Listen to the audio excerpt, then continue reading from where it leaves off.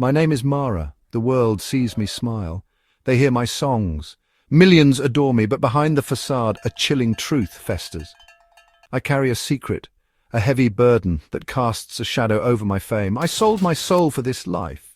Even worse, I sacrificed my father to get it. From a young age, I craved the spotlight.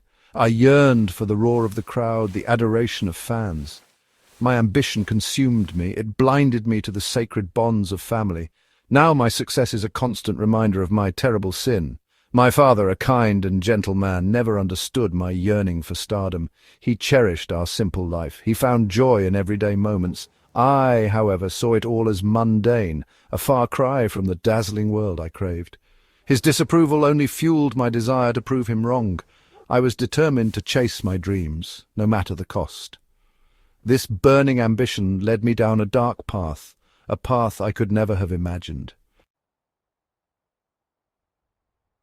My childhood was filled with dreams of Hollywood and Broadway. I would spend hours mimicking performers, belting out lyrics into my hairbrush. My bedroom walls were plastered with posters of singers and actresses. They were my idols, my inspiration, my blueprint for the future. My father, a carpenter with calloused hands and a heart of gold, would watch me with a mix of amusement and concern. He would often tell me, "Mara, true happiness lies not in the applause of strangers, but in the love of family." His words, however, fell on deaf ears.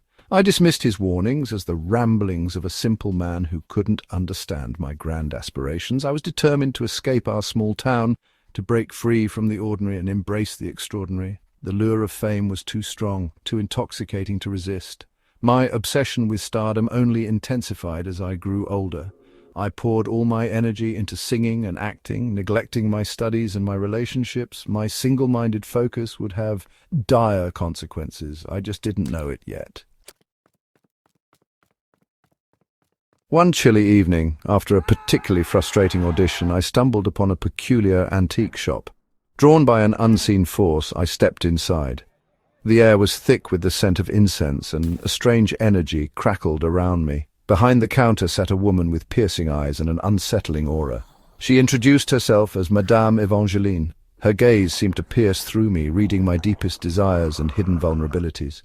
"You crave fame," she rasped, her voice like dry leaves rustling in the wind.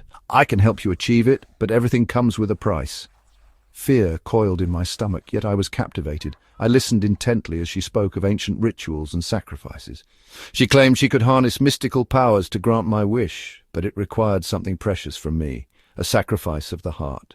My heart pounded in my chest. Doubt gnawed at me, but the allure of my lifelong dream overshadowed my apprehension. I was desperate. I was willing to do anything to achieve my goals. My father's words, once again, were pushed aside. The ritual was a blur in my memory. I remember chanting in an unknown language, the flickering candlelight casting eerie shadows on the walls, and then a sharp prick on my finger, a drop of blood falling onto a faded photograph. A photograph of my father. Days after the encounter with Madame Evangeline, my father fell ill. His once robust health deteriorated rapidly. He grew weak and frail, his vibrant spirit fading with each passing day. Doctors were baffled, unable to diagnose his ailment. I, however, knew the truth. Guilt gnawed at my conscience.